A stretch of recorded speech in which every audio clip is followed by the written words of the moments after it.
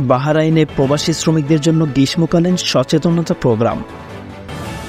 বাহরাইনে বাংলাদেশ দূতাবাস প্রবাসী শ্রমিকদের জন্য গ্রীষ্মকালীন সচেতনতা প্রোগ্রামের আয়োজন করেছেন। প্রোগ্রামটি বাহরাইনের সিফ এলাকার একটি নির্মাণাধীন ভবনে কর্মরত বাংলাদেশি শ্রমিকদের জন্য আয়োজন করা হয়। দূতাবাসের সাথে বাহরাইনের শ্রম মন্ত্রণালয়, শ্রমবাজার নিয়ন্ত্রণ কর্তৃপক্ষ, ইন্টারন্যাশনাল অর্গানাইজেশন ফর মাইগ্রেশনের প্রতিনিধিরাও অংশগ্রহণ করেন। অনুষ্ঠানটিতে বাংলাদেশ দূতাবাসের chargé d'affaires AKM Mohiuddin কায়েসের সভাপতিত্ব করেন এবং দূতাবাসের প্রথম সচিব মোহাম্মদ মাহফুজুর রহমান সঞ্চালনা করেন।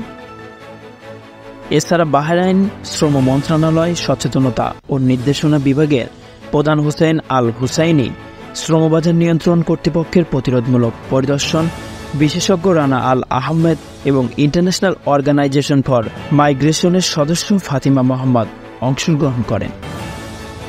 Chargé d'affaires AKM Mohiuddin কায়েসের বক্তব্যে বাহরাইন সরকার দ্বারা নির্ধারিত স্বাস্থ্য ও সুরক্ষা নির্দেশিকা মেনে চলার পাশাপাশি শ্রমিকদের তাদের স্বাস্থ্যের প্রতি যত্ন নেওয়ার পাশাপাশি গুরুত্বের উপর আলোচনা করেন। শ্রম মন্ত্রণালয়ের সচেতনতা ও নির্দেশনা বিভাগের প্রধান হুসেইন আল হুসাইনি তার বক্তব্যে কর্মীদের কর্মস্থলে কাজ করার সময় দৃশ্যমান জ্যাকেট, হেলমেট এবং সেফটি পরিধান করার সব ধরনের নিরাপত্তা নির্দেশিকা মেনে চলার জন্য আহ্বান জানান।